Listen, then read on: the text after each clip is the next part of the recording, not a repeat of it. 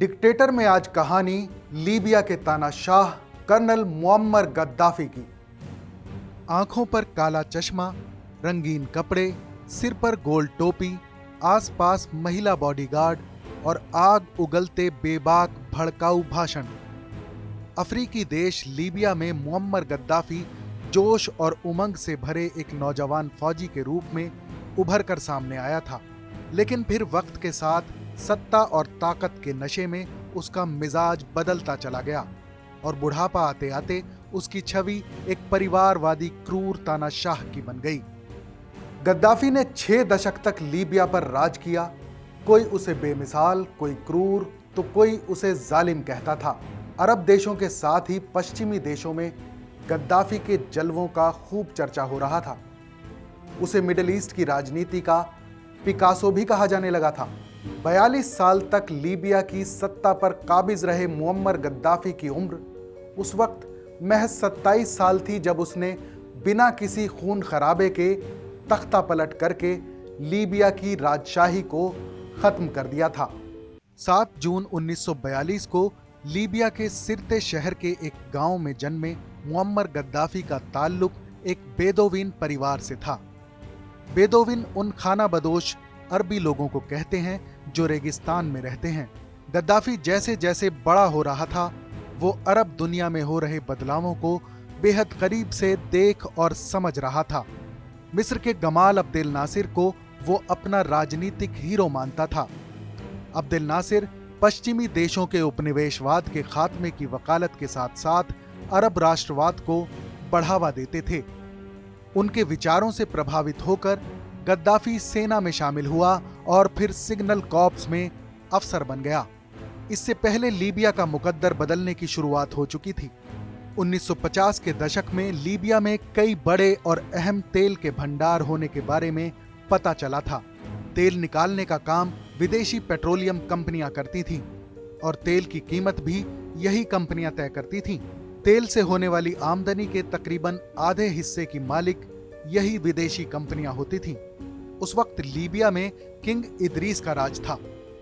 तेल के कई भंडारों की खोज होने के बाद लीबिया की कमाई में बड़ा इजाफा हो चुका था और वो सबसे गरीब देशों की सूची से निकलकर अब अमीर देशों की लिस्ट में शुमार होने लगा था। जब लीबिया की कमाई बढ़ी तो किंग इदरीस की सरकार पर भ्रष्टाचार के आरोप भी लगने लगे। लीबिया में विरोध बढ़ने लगा और 1960 के दशक के आखिरी सालों में इदरीस की सरकार के खिलाफ जनता का गुस्सा काफी बढ़ चुका था। 1967 में मिस्र और बाकी अरब देश 6 दिन के युद्ध में इजराइल से हार गए थे। इस हार के लिए लीबिया के राजा इदरीस को जिम्मेदार ठहराया जा रहा था। पश्चिमी देशों के करीबी होने की वजह से इदरीस को इजराइल समर्थक माना जाता था। राजधानी त्रिपोली और बेनगाजी जैसे शहरों में विरोध प्रदर्शन होने लगे थे।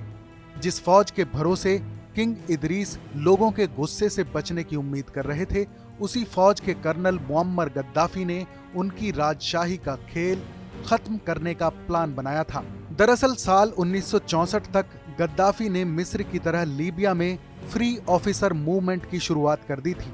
इस संस्था के लोग सरकार की नजरों से बचकर आपस में मिला करते थे और गद्दाफी इसके लीडर थे। साल 1969 की शुरुआत में लीबिया में तख्ता पलट की अफवाहें जोरों पर थी। अमेरिकी खुफिया एजेंसी CIA को तख्ता पलट का शक था, लेकिन मुअम्मर गद्दाफी पर किसी की नजर नहीं थी। किंग इदरीस ने अमेरिका और ब्रिटेन को लीबिया में मिलिट्री बेस कायम रखने की इजाजत दी हुई थी। वो अक्सर देश से बाहर रहा करते थे।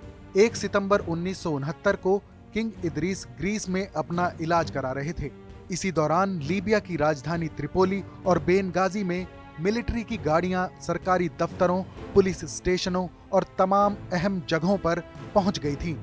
देश में तख्ता पलट की अफवाहें इतनी ज्यादा चल रही थीं कि जब हकीकत में तख्ता पलट हुआ तो किसी ने ध्यान तक नहीं दिया। इसके बारे में जब लोगों को पता चला तो लीडर के तौर पर आर्मी सिग्नल कॉर्प्स के नौजवान कर्नल मुअम्मर गद्दाफी का नाम सामने आया।